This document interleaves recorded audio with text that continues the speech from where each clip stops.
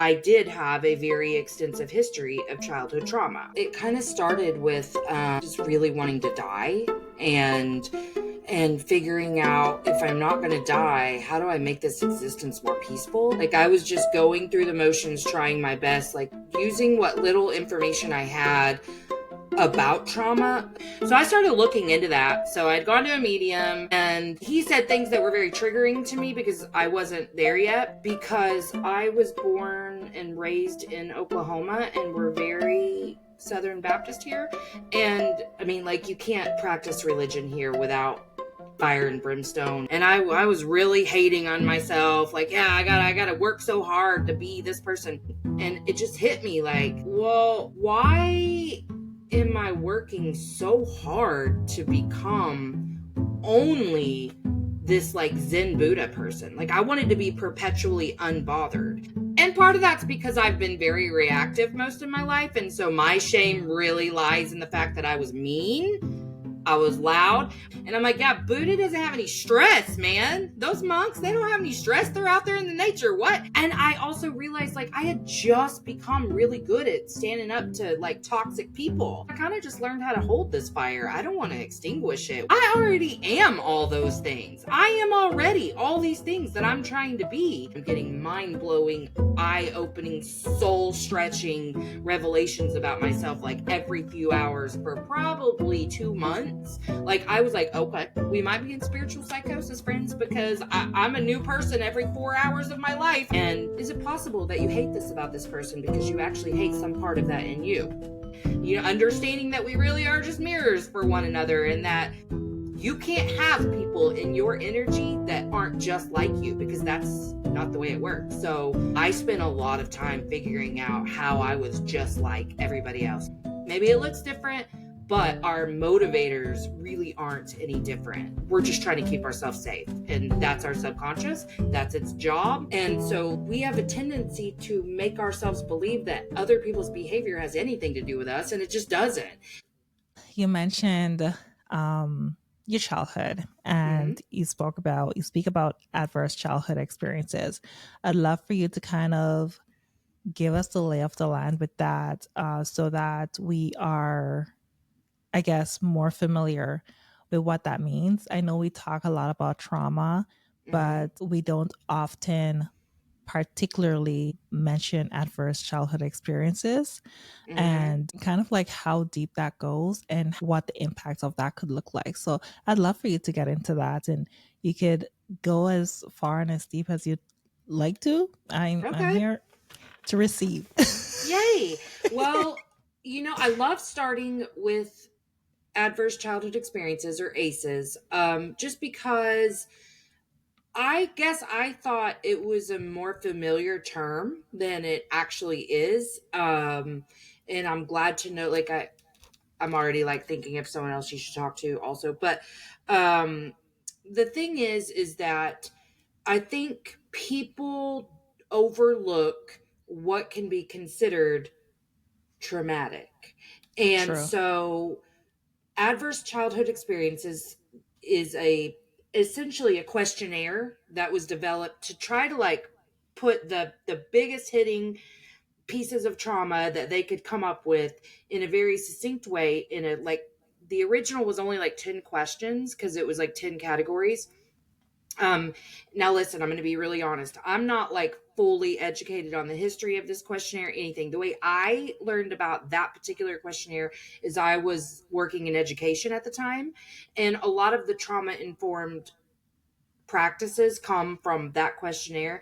Unfortunately, I wasn't receiving that questionnaire from someone who was enough trauma informed, so they just kind of like handed it out to everyone, like, this is what we're having people look at, and you need to look at this. And it was actually the very first time I made the connection of like, I'm just a grown kid. Like, I should have been given a lot more warning before you handed me this piece of paper. I didn't Yeah. understand that it triggered me really bad either. I just knew I was nauseous and not feeling well. So it covers physical abuse, sexual abuse, incarceration of a parent, incarceration of a sibling, And then it pulls from basically those things into five other questions too. But it really covers like the biggest ways that you can experience trauma, and it's a quick little measure, like, oh, 5 out of 10, 10 out of 10. I happen to have the highest score that you can get on the questionnaire, and so that I lead with that because I did have a very extensive history of childhood trauma. I was raised primarily in kinship foster care with my grandma, but there was some outside of family care very early on in life, like before the age of 1. And my parents were still involved in our lives. So it ranged in degree of involvement. And like my mom had a those are my babies approach. So she didn't care. She'd come around no matter how messed up she was or whatever. My dad was more of like, I don't really want the babies to see me all jacked up. They also had addictions to different types of substances that led to very different behaviors. Together, they were incredibly violent. Yeah. I think my dad was still drinking then, and they both reacted very violently to alcohol. I think around the time they divorced is when he didn't drink anymore, but he still used heroin and all kinds of other stuff. And then he died when I was 15, and all kinds of stuff with my siblings that I was raised with. I have other half siblings from my dad, but as much as I love them and whatever, they weren't a part of this childhood because one Yeah. is way older and was living in a different state, and two were way younger and just had a totally different dynamic in their family. I mean, my stepmom was wonderful. I couldn't have asked for anyone better, actually, for me, for my sisters, for my dad. But I was raised mostly with my two brothers, one a year older, one a year younger, which actually, as a mother, gives me incredible empathy for why my mom couldn't be more successful because I would not be able to raise three children that were little stair steps. I'm not going to lie. But she then died when I was almost 22 and married, pregnant with my first kid, from cirrhosis. Well, from Hep C and cirrhosis, and it was basically complications from those diseases. She had Yeah. esophageal varices, and so basically, I had all this trauma, and I remember at like 19 being like, I don't know, I just don't think my childhood really had an effect on me the way it did my brothers because they were already leading like very different lives than me.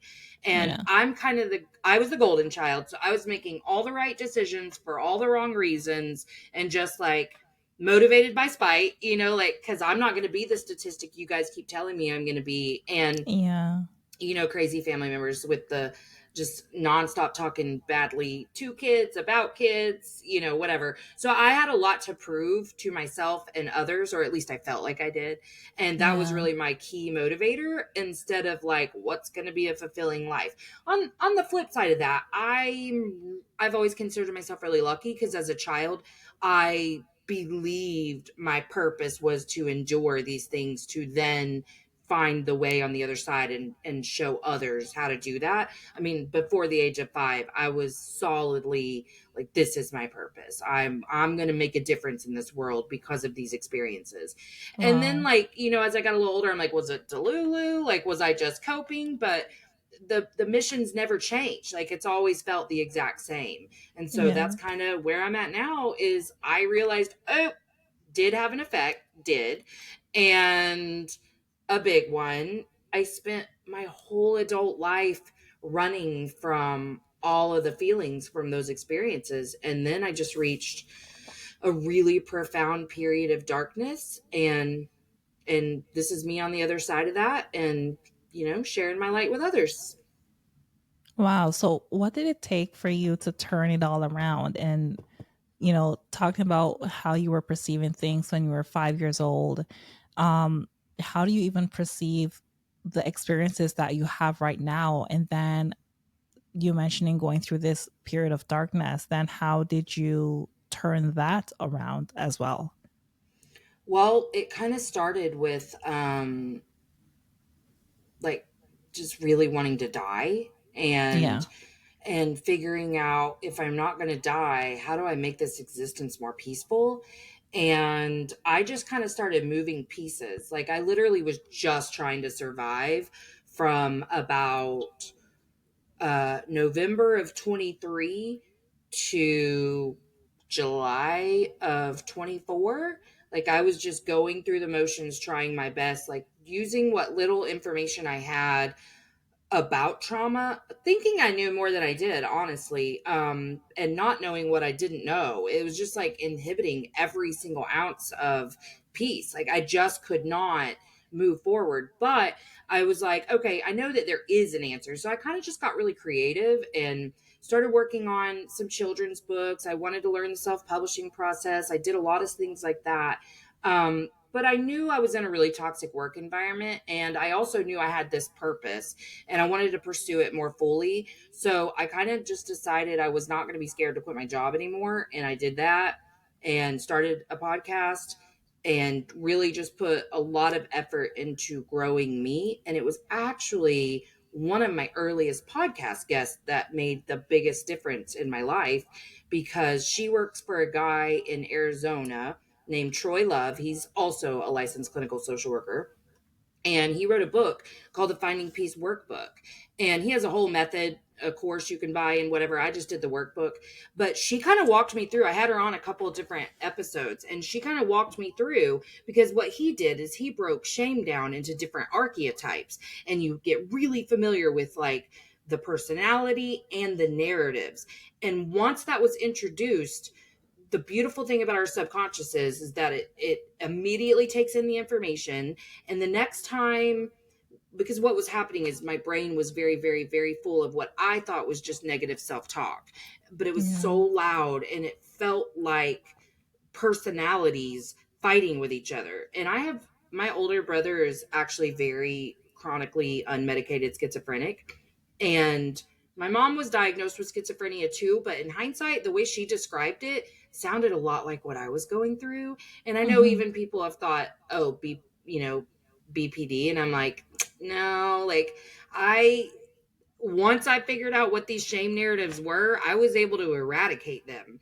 So I had all this noise and it was so hateful. Like one archetype would be like, you know better than that, why are you doing that? And then another one would be like, well, I wouldn't have done that if they hadn't done da da da da da da da. I wouldn't have done that. And then here comes Yeah. the judge again, who's like, girl, you already know. And then we got, the rebel coming in being like, we hate everyone, just act however you want, like really just going through my brain, just figuring out. But it was the very first time that my brain started that stuff again after a conversation with Jenny. That's who it was.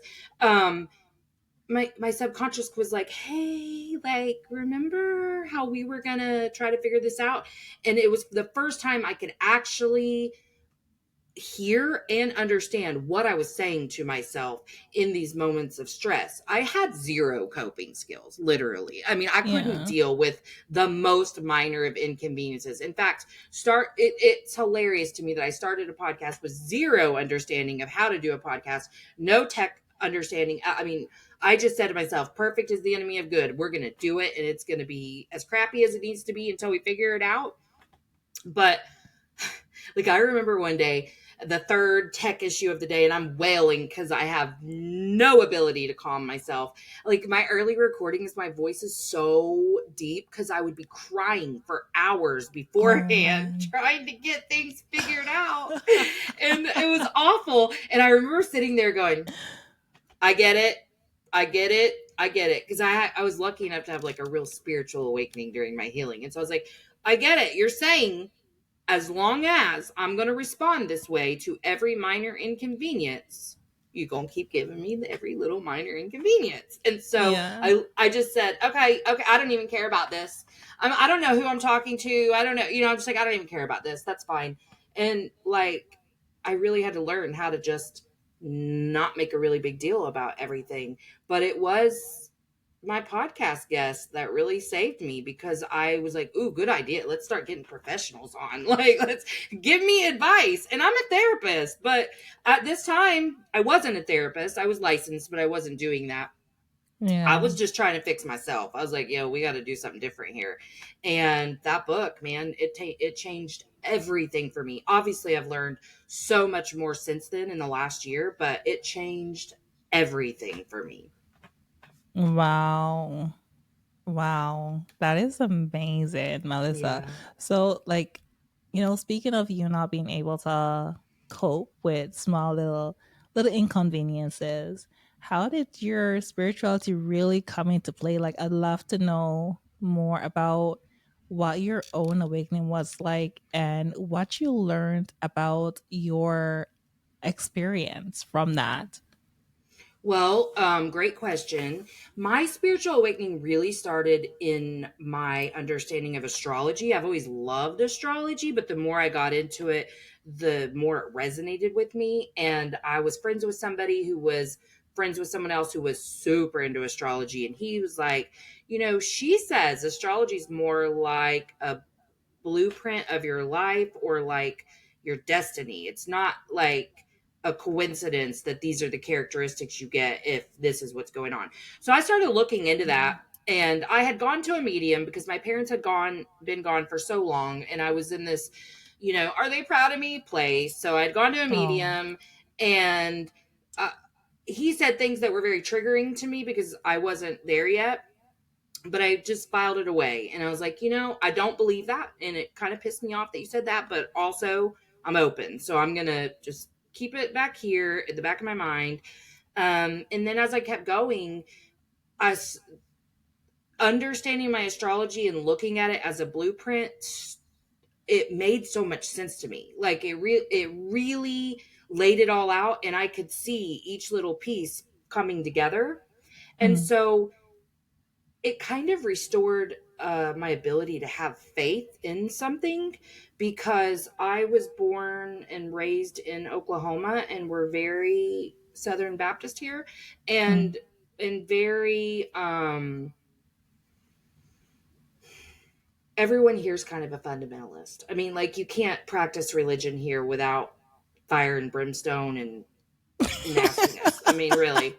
So as I got older, I kind of shed all of those beliefs, and they didn't yeah. like resonate with me anymore. And I just believed in nothing for probably 7 years or so. And that didn't sit right. I was like, I don't know. I mean, I'm comfortable with the word universe, but I really didn't explore it anymore. You know what I mean? I was like, I mean, something, but what? And so Yeah. astrology kind of just like, I was like, there's at least a path. I see a way forward. And so it was actually episode 4, I think 3 or 4 of my podcast. I had just done an identity audit the night before for like a new moon. And, they're like, write down everything that, you want your future self to be, what's different between who you are now and who this person is. And I was really hating on myself. Like, yeah, I gotta Mm, work so hard to be this person. And then the next morning I was driving, and it just hit me like, well, why am I working so hard to become only this like Zen Buddha person? Like, I wanted to be perpetually unbothered. And yeah, I'm serious. I thought that was the way. I did. I was like, oh, okay. And part of that's because I've been very reactive most of my life. And that so is my shame so. really lies in the fact that I was mean, I was Yeah. loud, but I mean, really, only with the people very close to me was I reactive. Everyone else got freeze or fawn. So Yeah. I was like, I'm going to be Buddha up in here. No one's going to bother me. And I'm like, yeah, Buddha Love doesn't have it. any stress, man. Those monks, they don't have any stress. They're out there in the nature. What? And I also realized, like, I had just become really good at standing up to like toxic people, and really advocating for myself, for the people around me, whatever. And I was like, I kind of just learned how to hold this fire. I don't want to extinguish it. What am I doing? And it was in that Yeah. moment that I was like, I already am all those things. I am already all these things that I'm trying to be. I just need to be, like, unbecome a few things and like myself for who I am right now. That was the Yeah. beginning. That was really the first epiphany that I had. But that was like one, and then 2 hours later I'm getting mind-blowing, eye-opening, soul-stretching revelations about myself like every few hours for probably 2 months. Like, I was like, okay, we might be in spiritual psychosis, friends, because I'm a new person every 4 hours of my life. I don't know. It just like the more I was open to questioning why I was doing what I was doing, the more answers I got to like, hey, you're on the right track. This is what we're supposed to do. Question yourself. Why are you taking everything you think, feel, say, do at face value? And just asking myself some really simple questions like, is it possible that you hate this about this person because you actually hate some part of that in you? That was a really big Mm. awakening for me. Understanding that we really are just mirrors for one another, and that you can't have people in your energy that aren't just like you, because that's not the way it works. So I spent a lot of time figuring out how I was just like everybody else, how I do the same stuff, I act the same way. Maybe it looks different, but our motivators really aren't any different. We're just trying to keep ourselves safe, and that's our subconscious. That's its job. So learning that really impacted me. Like, oh, okay. And that was kind of when I figured out, like, oh, I've been making myself a victim of circumstances for my entire life without realizing it. And that's something that I would have fought someone about if they had called me someone who likes to victimize themselves. Like, if someone said that to me, I would have been really angry. But man, it was true. It was true. I Yeah. felt like everything in the world was just happening to me all the time, and I just don't view things like that anymore. Yeah. I love the way you explained that. And I love that for you where you are right now. Yeah, it's good. It's good. It is. Listen, I'm not playing. I mean, I still have stress. I Of still will go course. through a bout of 3 weeks where I'm like, what am I doing? Yeah. And then I just bounce back and I'm like, this is what we're doing. We're Yeah. we're changing the world, Melissa. I love it. Oh, Melissa, that was so good. So I'm really intrigued about, what triggered you, if you're okay with sharing. Yeah. What was it that the medium said that triggered you about your parents? What was so triggering for you? Um it was the idea that I chose this experience and that I chose my Oh. parents. Yeah. Oh, yeah, that's I a hard believe that one. now. Like I the way I view the universe and our role here and what our purpose is and why we have this human experience. I'm aligned with that now, but at the time that was very foreign. I mean, I knew nothing of that. I Reincarnation was something I was familiar with, so I was very willing to lean into those ideals, but like yeah, and then even like a friend that I made on the podcast Yeah. who is a spiritualist really triggered me talking about victim consciousness. And so he'd always be like, okay, so then why'd you attract this experience? And I was like, don't ask me that. That's rude. I just Yeah. like those ideals just weren't familiar to me. And I was still pretty sheltered in any sort of spirituality. So I didn't Yeah. understand that was a really common thing to believe. And for me, it just hit me deep in my heart. I was like, that's rude. That's a tough one. That is Mm-hmm. a tough one. I think that's one of the most challenging concepts that we have accepted, because like even when I first came across that concept, I was just like, what? Why the Yeah, hell would I choose this? It's shitty. exactly. Nobody wants that. Exactly. Like, what are you saying? But it makes so much sense to me now. Like Yeah. I had yeah, I had a medium on my show not that long ago, and man, I got so much healing from that conversation because I've actually carried a lot of anger about my grandma for a lot of years because she was very narcissistic. Yeah. And she's never come through any reading with a medium, because that first one I went actually 3 times because I was like, oh, I was just like wanting to learn more, and he was expensive too. But I was like, well, we got to go see our dead folk. But this medium, immediately she's like, oh, your grandma. And I was like, that's interesting, she never pops through. She's like, yeah, it's always the one you don't want to talk to that will come through for me. And I was like, word, what she got to say? And she didn't say a lot, but what she said was actually about my mom, because my mom has always popped through very fast, which was surprising to me because She was the speak in tongues, dance in the aisle church person. So Yeah. I want you to know that. So I was always like, she's not going to come through because I didn't understand what spirits were. So it was like, oh, well, she's my mom on the other side. So I was like, she don't like that kind of stuff, but she really didn't care. Yeah. So she was always first to come through. But what changed me deep to my core is when she said, yeah, it's like your mom. And see, the first medium said this too, but I didn't understand it then.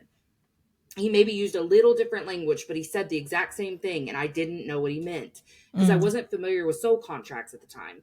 And so she's like, yeah, it's like your mom kind of just didn't pass the test here. And so now the help that she was supposed to like grow to get to help you grow through your mission, she can't do it on this side because she died, but she's still doing that on the other side. And he told me that too, but I didn't understand what Mm. he meant. So I was like, hey, okay, I guess.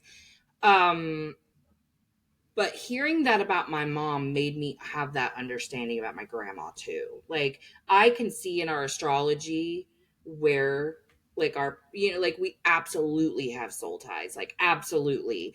And Yeah. so it just made me forgive. For the first time I was able to just lay all my anger down and get to that place where I've reached with really most people of like love and compassion, because I can see how I've done those things too. I'm the first to get on here and say, like, I was a terrible mother. Was I the worst mother? No, but I wasn't like the best either. And I can Yeah. fully admit all the ways in which I've harmed my children. Not physically, thankfully, but for me, the physical abuse left way less scars than the emotional mental abuse, you know? Yeah. So I'm not going to pretend like I didn't make a lasting negative impact on my children. I work really hard now for repair, and I'm lucky they love me, they forgive me, whatever. But it still comes up a lot. And Yeah. so I kind of am able to look and go, yeah, I do that too, or I did that too, or I know exactly why a person does that. And I think that's really what's helped me the very most. That's what's expanded my consciousness the most, is every time I can sit and go, yeah, okay, well, I mean, I know why a person would do that. Does that mean I'm going to be around them anymore? Like I was just talking to my oldest, who's 22, the other day about a relative of mine. And I was like, ooh, yeah, they're a narcissist, blah, blah, blah. And I was just going off. And he's like, yeah, but weren't they raised by so and so? And I was like, yeah. He's like, yeah, I mean, it kind of makes sense. I was like, no, you're so right about that. And actually, I feel really sorry for this person because I know that they really do have so much good in their heart. And I know what narcissism is. It's just the inability to develop emotionally. So, like it's not a bad intent. And I feel like we misuse narcissist a lot because we'll just label anybody. That there are some sociopaths, guys, like that aren't, Yeah. like just a Yeah. narcissist. And I just view, like, I almost have a good sense of what age they got stuck at whenever I'm around somebody who's that emotionally stunted. And so, like, when I work with clients, I'm like, okay, but imagine them as a 10-year-old boy. Like, what, like, does that change the way you feel about this at all? Wouldn't this be how a 10-year-old boy would respond? Not because I Yeah. want people to get over things or allow things. We have a tendency to make ourselves believe that other people's behavior has anything to do with us, and it just doesn't. So I try to get Yeah. people to a really empowered place, like love yourself, have compassion for yourself, and everything that you do should come from that place, not spite, not hate, not anger. I mean, there's a place for anger, but you know what I mean? Like Yeah. love Of is course. the highest frequency in my belief, along with gratitude. So Yeah. just loving yourself. I also found that that is the only true love, is this love that you can cultivate within yourself, and then you can share it with others. Because I was a person spending my entire life trying to get the feeling of being special, that I was chosen by people. And yet Mm. I felt on the periphery of every relationship that I had. And like I loved everybody more than they loved me. And I was Yeah. nobody's person. And I wasn't the special one or whatever. And then when I really started to pour into myself and feel that love for myself, then I could receive, because it was only ever a projection of the way I felt about myself anyway. Mm. Yeah. So profound. So profound, Melissa. Thank you. Yeah, it's amazing. It's truly amazing how our perception can shift when, as you were saying, you mentioned the victim consciousness, Mm-hmm. and nobody likes to hear that, and nobody likes to admit how much we cling to that victimhood. I mean, Mm-hmm.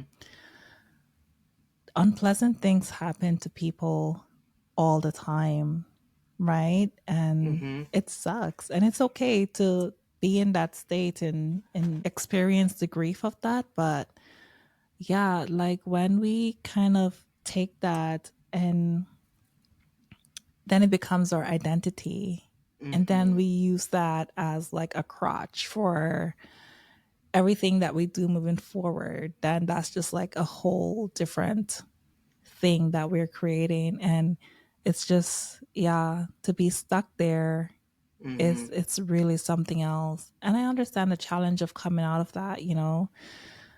But yeah, and it's, yeah, as you said, it's not easy hearing, you know, No, not it's at all. I not. mean, I was like, well, we're not going to be friends anymore. But see, it almost Yeah. helped me because that's one of the biggest ways that I was victimizing myself without realizing it was Yeah. I actually found that I have pushed everyone away my entire life. I've kept Yeah. everyone at arm's length. I didn't understand that on a conscious level because on the outside, what you'd see is a lot of trauma dumping, a lot of people pleasing. So anything you need, I'm gonna be there, making sure that you need me so that I can feel good and so that you think I'm a good person because perception was the only thing I cared about. Also, subconsciously, I mean, none of this was anything I was aware of. And I thought I was the most self aware person on earth. Okay. It's embarrassing, actually. It really is. Sometimes I cringe because I'm like, oh, that's so. And even in the last few months, the way that I have noticed pushing people away or victimizing myself is well, the reason my show is called Emotionally Unavailable is because I learned I'm very emotionally unavailable, and then I learned we all are until we figure it out. And Yeah. so um I kind of realized that one of the reasons that I didn't share anything vulnerable in real time, like I was kind of the isolate until the problem was over, maybe it'd be a week, maybe it'd be 2 weeks, whatever, and then be like, oh Lord, I mean, I almost died last week. It was so rough, but I could say it like jokingly and just be very comedic about it. And I retold all of my trauma like a stand-up comedian. I mean, in fact, it was my goal to go and do that on a stage at some point because I had no connection to those stories. Now it is tougher for me to relive some of that because I'm very connected to them. Not that it's like a problem, but there are times like if I'm giving a talk or whatever that I can get kind of emotional about what I'm saying, and I'm also not embarrassed about that anymore. But Good. I just realized I wouldn't share my stuff in real time. So I've started to do that because it's a practice and I suck at it, but I'm getting a little better. So I'm working on sharing the stressors. And then when I do, someone pisses me off because I don't like their response. And what I figured out is every time it was like, this is the exact reason you don't share. But anytime I tell myself something, this is exactly why about anything, I now know that is like my trigger to stop and figure out what was I thinking, because that is confirmation bias every time. Like I'm Yeah. figuring out how I've been lying to myself my entire life, telling myself if I tell people things I'm unsafe. Like, yes, it's a trauma response to not want unsolicited advice. If you're not aware of that, just know it is. It's okay. It doesn't make you a narcissist. It doesn't make you a bad person. It's a trauma response. Now, the next step is learning how to take the advice. Whether you wanted it or not, it's not about taking it, it's about hearing without erupting like a volcano, which is kind of what I would do. You know, Yeah. that was my reactivity. I didn't know how to handle those triggers. And now, like, I would be like, people need to stop saying this or don't ask me this because then I'm in a position to have to say no and I don't want to say no. All because I was so bad at boundaries and also like being the container for myself to handle those triggers. I would blame everyone else around me. That's another classic example of victimization. Like, I'm a victim because somebody asks me something or someone gives me unsolicited advice. No, what can I do? If it's like absolute crap, because maybe I just experienced a loss and they told me, they're in a better place. You can say whatever you want to someone who says that to you, but like, it's my job to say something at that point, not walk away and then start pulling in every ounce of negativity that I possibly can to give me the street to never talk to them again, because that was what I was really classically known for, was just, you out. We're not going to Yeah. have a conversation. Well, because if I had ever had a conversation with someone about feelings and they didn't respond well, that was it too. No, I'll just never share again. Blah, blah, blah, blah. And now I have so much more grace because, first of all, do you think that I handled anybody telling me that I hurt their feelings very well? Mm-hmm. Handled it just like the other people did. So it's like a full circle moment where I'm like, okay, it's my job. It's my job to tell them I don't want them to say it, or just be chill or whatever. Just like when someone else comes to me and they say something to me, I can say to them immediately, yo, I'm going to do my very best to receive this in the way that really honors you, but I'm also human. And so just, I'm going to ask you to give me some grace if I don't respond to this perfectly. And giving myself the option to be messy and to just figure this human stuff out anytime it happens, I can give that to others now. And so, whereas before, if somebody didn't handle me expressing a feeling to them very well and I'd cut them off, now I'm like, oh, okay, I'm going to give you a minute to just like come back down and understand I'm not attacking you. Especially now, the way I communicate feelings really is like, this is what's coming up in me. That other person doesn't have any responsibility in this. I'm talking about the normal everyday stuff. I'm not talking about, the outlandish abusive stuff. I'm talking about how I walked around feeling betrayed at all times and put that responsibility on other people. Like, you betrayed me. And now I understand, like, no, I just felt betrayed. Yeah. Oh yeah. The growth, huh? Yeah. Yeah. Yeah. Yeah. When your paradigm just completely shifts like that, it's so much more peaceful because you're not taking every single thing personally. Yeah, exactly. Exactly that. Wow. Okay, so there's just so many ways to go with this. Well, first off, what do you think, when we're talking about astrology in the medium and soul contracts earlier, what do you think was a part of that soul contract? Like, why you went through all of that? Why were you here to learn? Like, and what are you supposed to do with that from your perspective now? Um, well, I kind of think we all have the same mission here. Mm, On an individual level, I think that we're supposed to get to a place where we're so anchored into the humanness, but we also are in touch with our highest selves, and we are full of love and compassion for ourselves, and we understand it's perfectly okay to be imperfect and just to fully embrace who we are, because until we get to that point, we can't make a difference on the collective level. And yeah.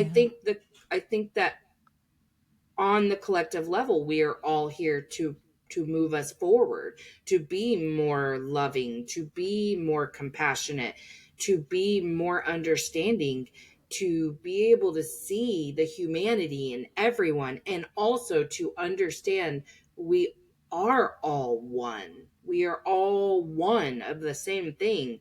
And when I started to see the connection between me and everyone else, and how maybe you have the little t trauma, but I have the big T trauma, but we have the same messed up thinking and the same messed up behavior, that's not a coincidence. Like, Yeah. and I'm really passionate actually about talking to people who had what they would call every, like, a normal mundane childhood, and yet you're just as messed up as me at the end of the day. Yeah. Why is that? And I figured it out. It's because nobody knew how to walk us through emotional developmental milestones. So we all felt neglected every ounce of our childhood, whether that was something that we could identify or not. Nobody knew how to sit with us in the most minor of discomforts. And when I started to see how I had repeated that pattern with my children, like, it was alarming and beautiful too, though, because the more I understand how I've messed up, the more I can understand why my parents messed up. And I think Mm. that's the point. I think we're all supposed to get to this place where we just understand humans are humans.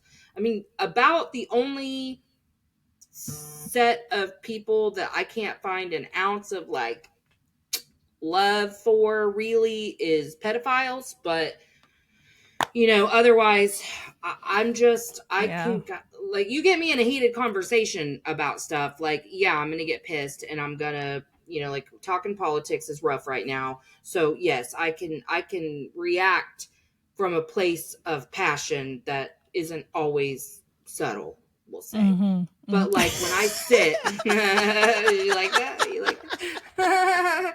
But when I sit with myself and I say, but that person, I know why they make that decision. I Yeah. know why they think that. And I can understand that. Am I going to necessarily hang out with them or share bread with them? Not really. Not really. But like, I don't have to hate them either. And Mm-hmm.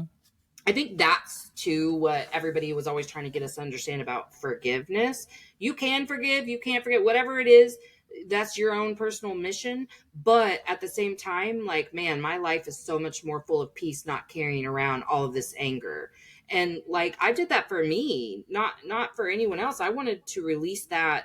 Like literally just years of pressure was off of me when I could lay that down about my grandma. Like I can understand it's just about holding two perspectives. Like, yeah, I have every right Mm-hmm. to feel whatever I want. And I did allow myself to hold on to the anger as long as I wanted to. I didn't pressure myself to let it go. Resistance keeps us stuck. So I just go with what I surrender to whatever I'm in right then. And then I was able to let it go. And the hurt is gone. The heavy is gone. I just understand. Yeah, she did a lot of really dumb stuff that hurt me really bad. And she was a human having her own experience, and she was a very unhappy person. And as a person Mm. who has been very unhappy, I can get that. I didn't have the capacity to show it for anyone. Yeah. Yeah. Exactly that. Exactly that. Oh, so many gems, Melissa. So many Thank you. gems. Yes. I love it. I love it. Um, Tell me more about your podcast. Okay. Emotionally unavailable. Like, tell me, Yeah. yeah. Well, okay. So in the very beginning, because I am funny, like I'll say that, but You I are. want I've been thank you. I laughing. wanted a mix of like funny and whatever.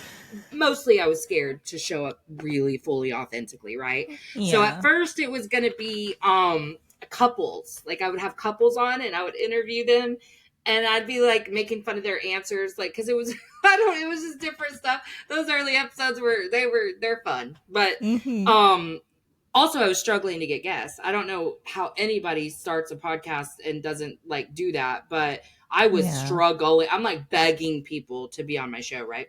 Yeah. And it was mostly just teaching people about emotional availability through a funny way.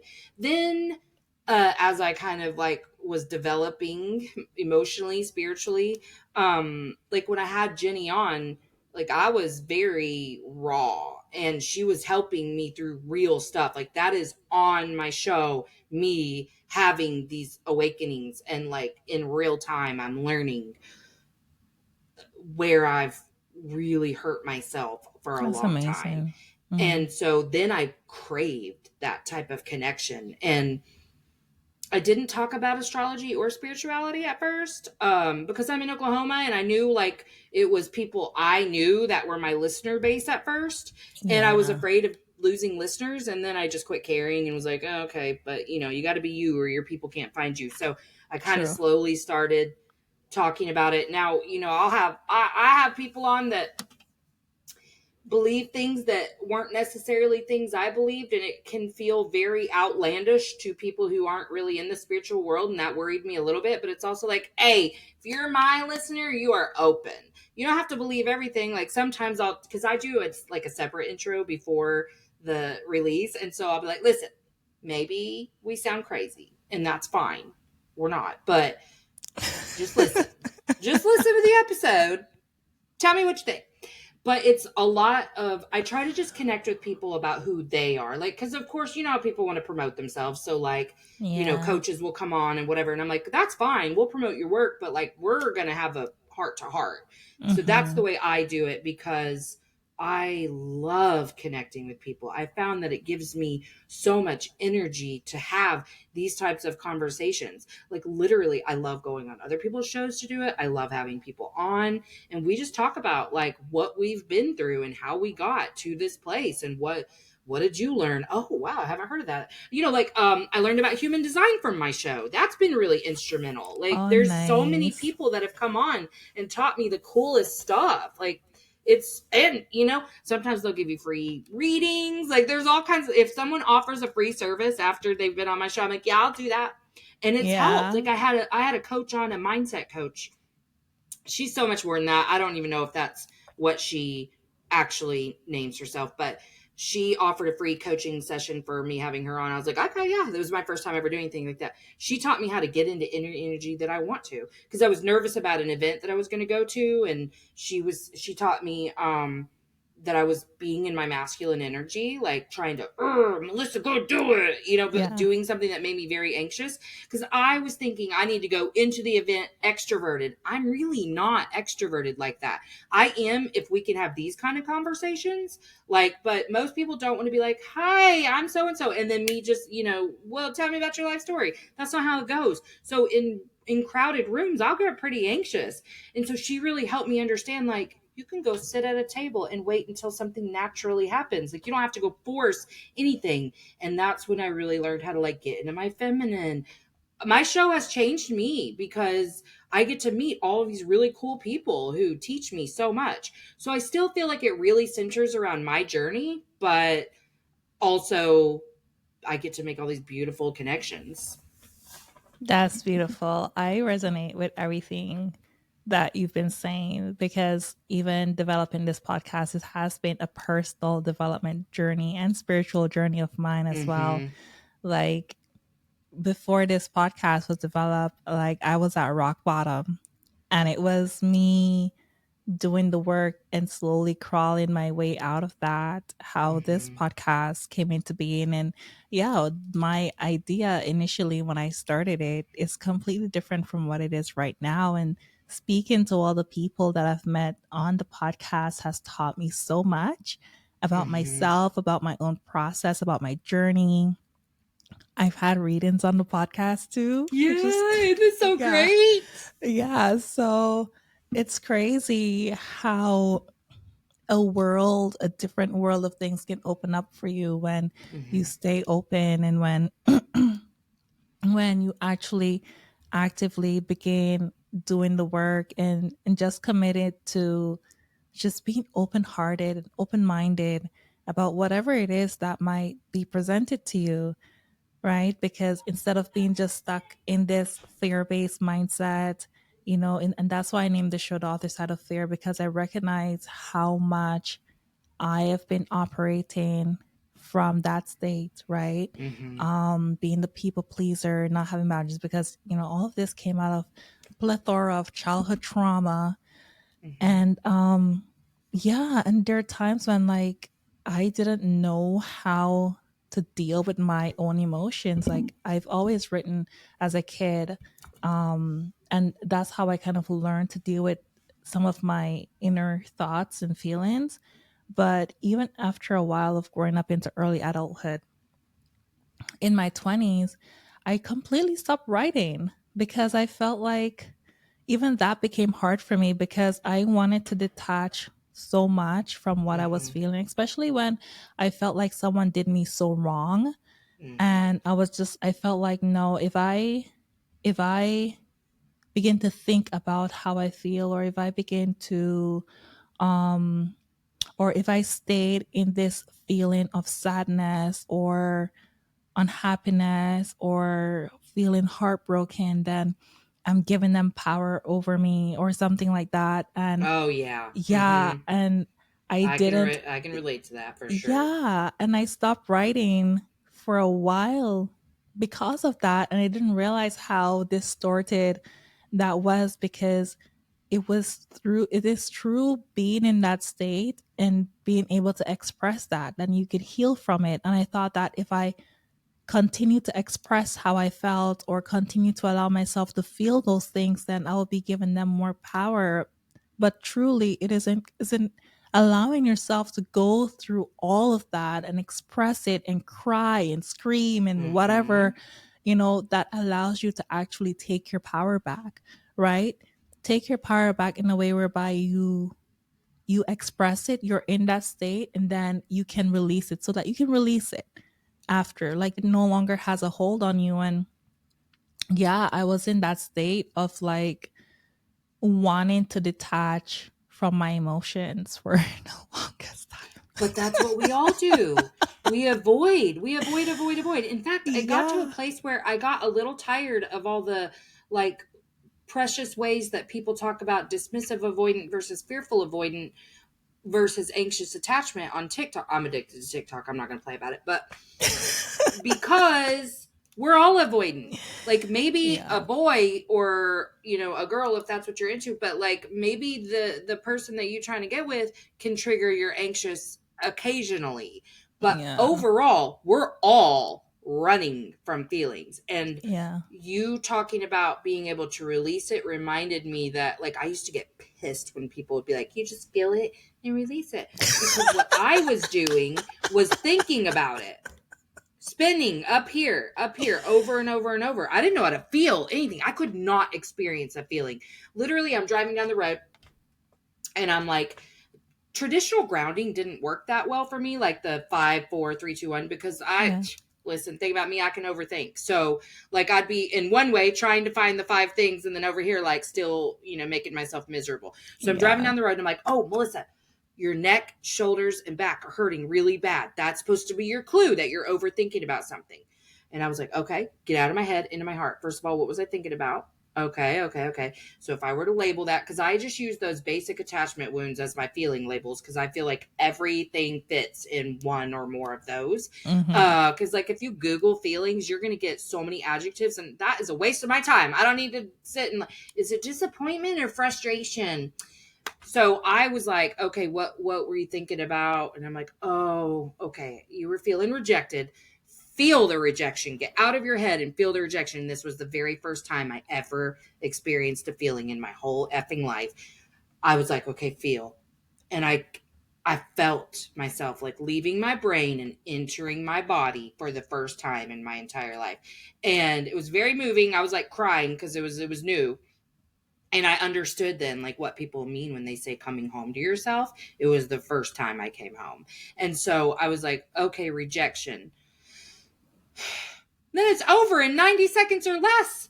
And I've been driving myself crazy in my brain for years, not being able to like let anything go ever. Cause Yeah. I was one of those people that was fighting with people like every time I'm taking a shower, like, and then another thing, cause I'm not actually going to say it to your face. That would be weird.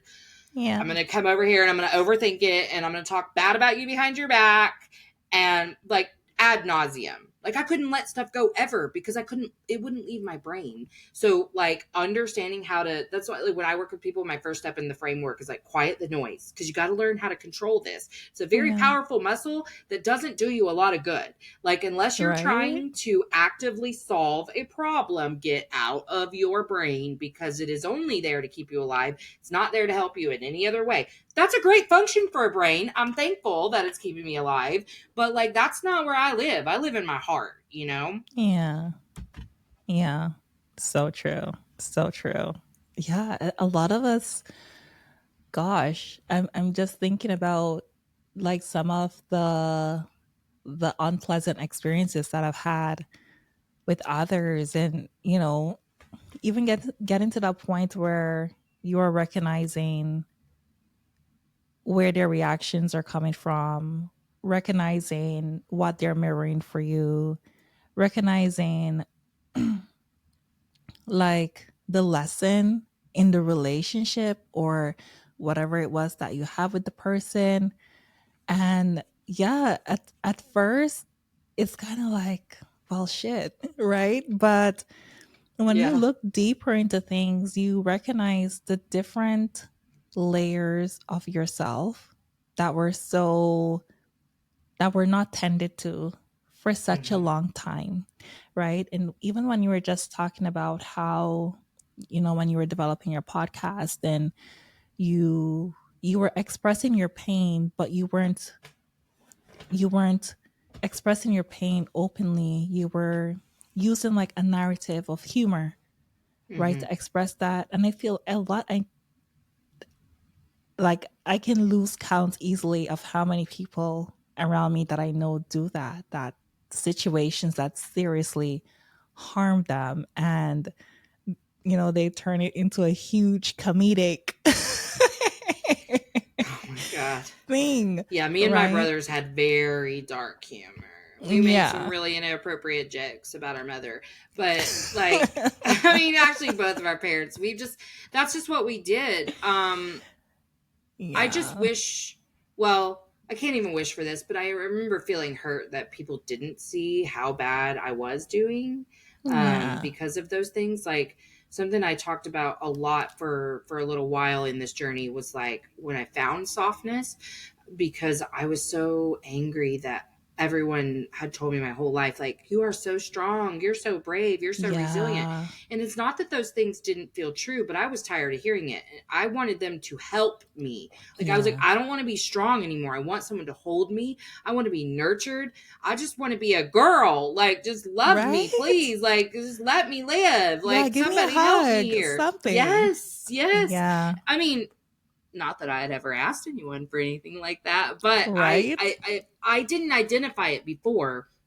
It wasn't until I started getting very triggered by the "you're so strong" that I was like, okay, then what do you want? What do you want? Because that's not it. I those words did mean a lot to me when I was still motivated by spite. Like, yeah, you're right, I am strong. Okay. Yeah. Yeah. But I was like, no, man, I need tender. Like, I need to be tender with myself. I need somebody to hold me softly, like, understand I'm going through it right now and I don't even know which way to go most of the time. And so I need someone to hold me. And it felt good to finally get to a place where, like, literally just visualizing somebody holding me felt so safe. Because Yeah. I think for so many years, the thought of that felt very unsafe. Giving anybody else any amount of control to be able to comfort me, even, was unsafe. Yeah. And I had to create the safety in my body before I could allow anyone else to be around me and help me. Mm. What a journey, Melissa. What It a really has been. It really has journey. been. Oh my goodness. I could relate to so many things that you were saying. And I think that's why it's so important, like us being able to do what we do. And like it's hard. Like people tell me like, "Oh, it's great," and wow, like you're doing such a great thing, but I always say this, that it has not been easy for me to show up and speak on a podcast and express my opinions and tell people how I felt about certain things and Hmm. even mention some things that I've been through. It's not easy. It's for me, it has been a journey of uncovering many layers of shame, many layers of s- being in a state of not loving myself for so long without even recognizing that I wasn't loving myself because I was completely unaware of that. And even when the whole self love movement started to be a thing and whatever, the whole idea of self love can be so skewed and like Yeah. caught up into things that are so external, you know? Yes. So there's And that too. trivial. Yeah, and trivial. And so the idea of self love, I think, can be so distorted, right? So it's all about living in your heart, as you said, and operating from there. Hmm. But if you can't live here and operate from here, then you're completely detached from that. So I didn't realize that I was in that all of these things that occurred, you know, because I was that person that thought like I'm a good girl, you know? Same. Why does bad things happen to me? Mm-hmm. Why am I surrounded by people who take advantage or break my heart or make me feel bad about myself? You know, why do I keep experiencing these things? And I just never understood it. You know, I Yeah. never understood it. And I was just like, it's just not fair. It's not right. Like, why is life like this? You know, and I was also that person. Like, I didn't get to the stage of planning an exit, but I always had I've went through a stage many times, even that whole dark, Mm-hmm. like that darkness that I went through before this podcast came into fruition or conceptualization, I should say, whereby I had experienced suicidal ideation. Mm-hmm. But I think what has always kept me so grounded are my kids. Like for me, I was just like, yeah, of course, I have trauma that's specifically my firstborn. Like I know that I projected a lot of my own crap onto her, right? Mm-hmm. Because I was a young mom. So, but I always had this idea like, no, like I need to be here because they need me. And because of what I was surrounded by, I felt like, well, I might not be perfect, but I really truly believe that, well, I'm their best chance to guide them here. So I Yeah. need to be grounded. So figure your shit out. Figure your shit out. Right. Right. Because yeah, I'm just like, nobody is going to mess with my kids. See, I actually was the exact opposite in that I so resonated with you saying the layers of shame because that was really the crux of my issue too. Yeah. But because of my reactivity and the way I was like not wanting anything to do with my kids, and because I was just so, oh my God, I was just trapped inside a very ugly brain. So Yeah. I didn't have room for anything. And I was just being so hateful. And because they needed me and I didn't have it to give, you know? So Yeah. I actually got to the place of making a plan because I felt they were better off without me. Like it finally Mm, reached that point where, because they were the reason that I was staying for so long too. Not that I had a plan ever before the time that I made a plan, but I had struggled off and on with ideation my whole life. So, yeah. but like the kids made it easy to be like, you can't do that, biatch, you know? And Yeah. so I didn't. But this time it was like, they're way better off without me. Because there were Mm, times in the past that I would just tell myself, like, a messed up mom's better than no mom. I bet, messed up mom's better than no mom. But this yeah. time it was like, no, like at this point, the risk is outweighing the reward or whatever. Like I felt like Mm, I was that bad. And all because I wasn't perfect. Like yeah. that's really why I wanted to die, because I couldn't handle the fact that I wasn't doing everything perfectly. And I guess I really believed somebody was. Like there was somebody on this earth that was doing it 1,000 times better than me. And now I'm like, baby, like, yeah, you messed up, but you really wasn't that bad, first of all. Like, I mean, like, you want to nail yourself to the cross? That's fine. But, like, Yeah. you can go compare yourself to the neighbor even, and you doing better than they are with your babies. So, whatever. I don't want to make those comparisons, but at the time, it was like, what? You wanted to die because you couldn't do things perfectly? What? And Yeah. like I said, I think that's that part of self love that is missing when people are chasing that journey. It's not just about yoga and journaling in the woods. It is Mm-hmm. about full stop acceptance of who you are. And Mm-hmm. and and I've had this realization that we really think that hating ourselves is the level of accountability needed when we make mistakes. Yeah. And I really had to unravel that and think, why do I believe that? And because that's the way I was programmed to believe. Like my grandma, Yeah. the lecturing, all the things. Like if you mess up, Oh you got to yeah. be told that you are irredeemable for the rest of your life over this little tiny mistake. Yeah. But I believed that. And so then I just realized, like, honey, you're really asking a lot of your humanness. And I think when I got to that place, I was able to just be like, okay, I can let all of that perfectionism go. I still find sneaky ways that it pops up in my life, but because I'm so much better, I'm not going to say perfect, obviously, but I'm so much better at stopping in the moment and be like, what the hell is this? Why? What is going on here? Why am I upset? Why did this come up? Oh, perfectionism. Okay, great. That's easy. Bye-bye, perfectionism.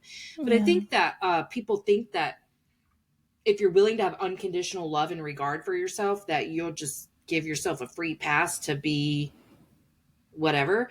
And that's how I know that they don't know love. Because when you fill yourself up with love, you can't go be mean to other people just on the reg. Like you go and you give that love. You share the love. They have their love and you have your love and we're all just sharing it. Like, I'm not on some mission to go get away with murder. Like, I'm on a path here of peace and joy, childlike joy. Like, in fact, I've been struggling with energy levels since I've been working from home. So I told my husband this week, like, okay, my next focus is I'm literally just focusing on getting a better routine, exercise, things like that to get my energy levels up again, because I know that's what's needed. No more once a week, go have fun, every day play. Sometime, like play. And it's slow. It's a slow process, but I'm building the foundation right now. So that's what I'm going to do. But that's love. That's the love we're talking about. It's not, it is also some of the frou-frou stuff that you see on Instagram, and you should do those things. But mostly it's just about understanding that if I am full of this love for myself, how can I go wrong? Because A, we're supposed to make the mistakes. That's what we're here for, is to figure out how to overcome that stuff. And B, like, it's such a better existence. Yes to all of that, Melissa. This is such a fun conversation. Thank you so much for sharing. I just want you to know that, like, when I was reading your profile, and even when I got how, like, the Calendly reminders or whatever, I felt so connected to you. So I'm not surprised that it's been such a beautiful conversation, but it definitely has. Yes, and I resonate with everything you've been saying. Girl, I've been through it. I get it. Let me tell you. Life is hard, man. It is. Yeah. And it's like, just like how you said, like, the way however your trauma looks, how we internalize it might be different, but the impact, it's there. Like, we both experience suicidal ideation, but you can see the internal processes of why that was there, how that was there, and how we perceive that. You had a completely different reason for me, but like, for me, I was just like, no, I have to be here because of A. And you were just like, at this point, they're better off. You know what I mean? But it's the fact that we're at that point, that turning point, whereby we're just like, this doesn't make sense anymore. Why am I even here? Right? So we all go through the same things. It might just look different. The process might be different, but we all go through it. So it's just about being kinder to ourselves and being kinder to others, but first be kind to yourself, because I think that's just where it begins. As you said, once you're operating from your heart, once you're truly in touch with that love, that pure love, you can't go wrong. You can't have an inclination to want to hurt someone else. So yeah, no, absolutely. It's a beautiful driving force for sure. Yeah. Thank you so much. Is there anything else you'd like to share before we head out? You can tell us where we can find anything that you're working on, where we can contact you, and anything else you'd like to tell us.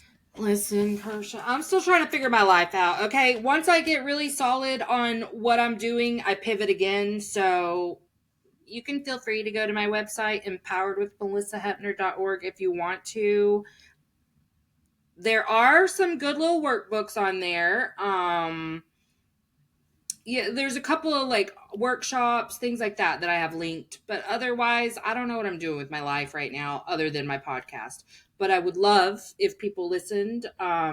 And I'm very active on Instagram at melissa.hepner, and I'm making friends and building community and all that, so I try to stay connected with folk. Love it.